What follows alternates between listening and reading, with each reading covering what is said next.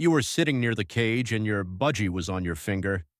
It started bobbing its head in that rhythmic, almost hypnotic way, and then it regurgitated food onto your hand. You pulled back, you were alarmed, you cleaned your hand and looked at the bird and tried to figure out what had just happened. Whether your bird was sick, whether something was wrong, whether you should call a vet. Your bird was not sick. Nothing was wrong. What your bird just did to your hand is one of the most profound expressions of love and trust that a budgerigar is biologically capable of producing.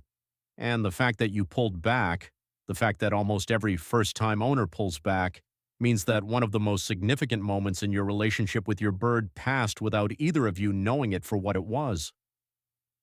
Welcome back to Pet Bird Mind.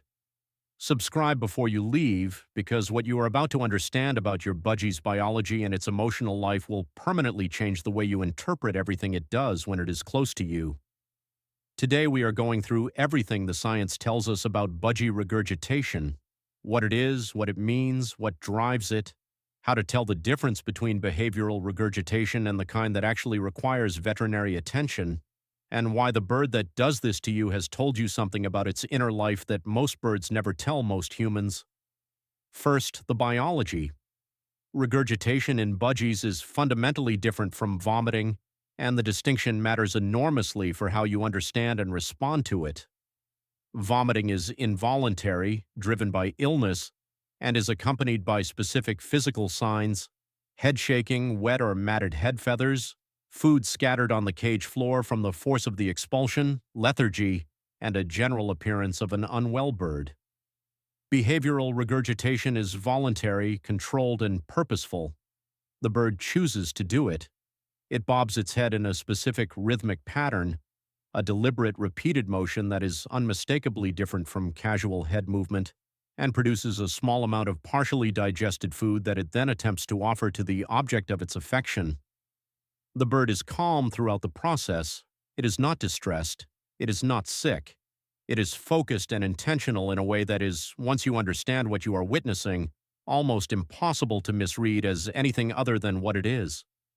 The evolutionary origin of this behavior is ancient and specific. In wild budgerigar flocks, regurgitation serves two primary social functions, both of which are fundamental to the survival and cohesion of the group. The first is parental feeding. Adult birds regurgitate partially digested food directly into the mouths of their chicks from the first days of life through the entire period of fledgling development. This is not supplemental nutrition. It is the primary food source for young birds in the nest, and the quality and frequency of the feeding directly determines the developmental outcomes for the chick. The second function is mate bonding. Adult budgies in established pair bonds regularly regurgitate food for each other as a central ritual of their ongoing relationship maintenance.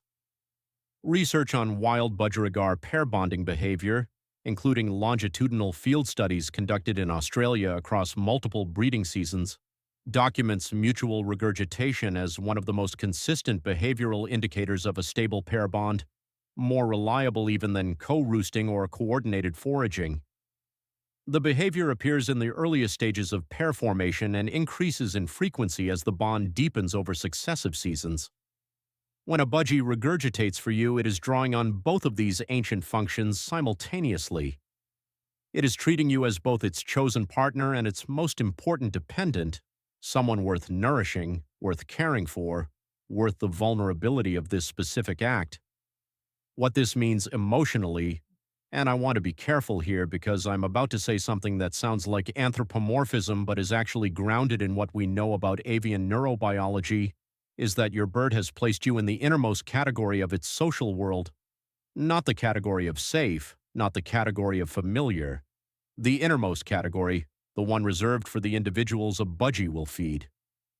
Research on companion parrot bonding behaviors, including studies from Irene Pepperberg's laboratory on the social cognition of psittacine birds, consistently finds that food sharing and regurgitation behaviors in companion parrots are directed exclusively toward individuals with whom the bird has formed a primary social bond. Your bird does not do this for everyone it likes. It does not do this for the person who fills the food dish most mornings, or for the family member who occasionally speaks kindly to the cage. It does this for you. The specificity of the target matters as much as the behavior itself. The bird is performing a directed act of individual preference that requires months of accumulated evidence about a specific individual before the bird's biology considers it appropriate to produce. You earned this. Through every morning you spoke to it, every boundary you respected, every time you answered when it called across the room to ask if you were still there, you built yourself into the category of the individual this bird is willing to feed. How to tell the difference between behavioral regurgitation and the vomiting that requires veterinary attention. This distinction is important and worth being very clear about, because the consequences of missing genuine illness are serious. Behavioral regurgitation looks like this. The bird bobs its head deliberately and rhythmically before producing the food. The bird is calm and alert throughout. The food is produced in a small controlled amount directed toward a specific target: your finger, a mirror, a favored toy, a bonded cage mate, and the bird continues its normal activity immediately afterward. The bird's feathers are smooth, its eyes are bright, its grip on the perch is firm, and its overall demeanor is exactly what it always is. Pathological vomiting looks like this. The food is expelled with force and without the deliberate bobbing that precedes behavioral regurgitation. The bird shakes its head during or after. Food adheres to the feathers around the bird's head and beak.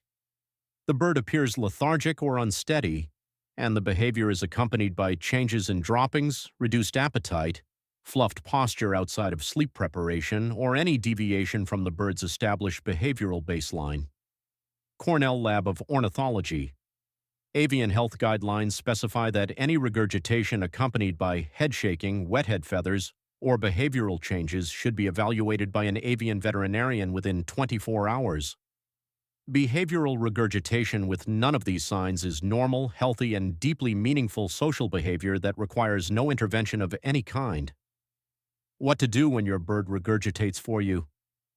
This is where most owners, having now understood what the behavior means, want specific guidance, because the instinct to pull away has now been replaced by the question of what the correct and respectful response actually is.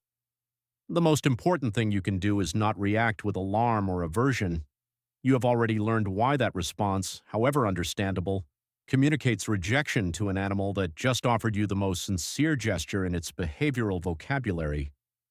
You do not need to eat the food. You do not need to perform any specific ritual in response. What you need to do is receive the gesture calmly, remain still, allow the bird to complete the behavior without interruption, speak quietly and warmly. Some owners gently touch the bird's beak or head in response, which the bird often receives as reciprocation. The specific action matters less than the quality of presence. Still, warm, unhurried, and not alarmed. The bird is watching your response and building its understanding of this relationship based on what you communicate in that moment. What you want to communicate is simple and entirely within your reach. I received this. I am here. I am not going anywhere. You now understand the biology, the evolutionary origin, the emotional meaning, and how to distinguish behavioral regurgitation from genuine illness. But stay until the end, because there is one more dimension of this behavior that most owners never consider, and when you understand it, you will see not just this behavior but your entire relationship with your bird in a fundamentally different way. This final dimension is the one that researchers working in the field of cross-species social cognition return to, most often when they discuss what companion budgies reveal about the nature of animal bonds. It is the dimension of direction. Not just that the bird does this, but that it does this for you, and specifically, persistently, repeatedly for you, in a way that does not generalize to other individuals in the household regardless of how much time they also spend with the bird. The deeper truth about what your budgie is doing when it feeds you. Your budgie weighs between 30 and 40 grams. Its entire biological existence is organized around a single fundamental tension: the need to acquire resources in a world full of things that want to take its life. Everything it does, every behavioral strategy, every vocal communication, every social calculation, operates within the context of that tension. And yet, when this bird has formed a deep enough bond with a specific human, it produces a behavior that is the direct opposite of resource acquisition. It gives food away, voluntarily, to an animal 800 times its size, to a creature it could not possibly feed in any meaningful caloric sense. It offers the most precious thing its biology knows, the nourishment that keeps its chicks alive, the ritual that holds its pair bond together, to you, because you are worth the offering. Because in the deepest part of whatever this bird has instead of conscious intention, you have become the thing most deserving of care. I want to be very clear about something before we finish. Science is appropriately cautious about attributing human emotional experiences to animals whose inner lives we cannot directly access. The words I'm using, love, care, devotion, are human words for human experiences, and I am not claiming that your budgie experiences these things the way you do.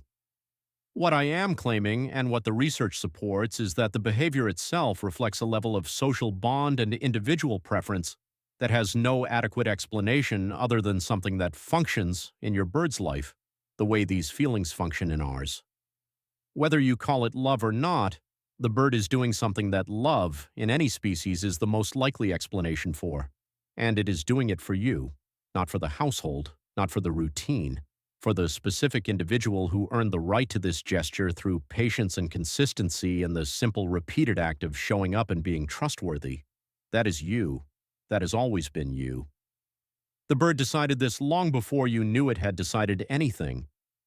The next time your budgie bobs its head on your finger, and if it has done it once, it will do it again, you will know what you are witnessing. Not an accident, not an illness, not something strange or alarming. A gesture of care from a creature that has decided, through months of patient assessment and daily accumulated experience, that you are the individual most worth caring for in the entire world it knows. Receive it well. Because the birds that offer it are the ones that have been given enough time, enough safety, and enough of the right kind of presence to build the kind of bond that produces this behavior. Not every owner gets here. Some birds live their entire lives in good homes, well cared for and genuinely loved, and never produce this behavior because the specific combination of circumstances, consistency, and individual temperament required to build this level of bond never fully assembles.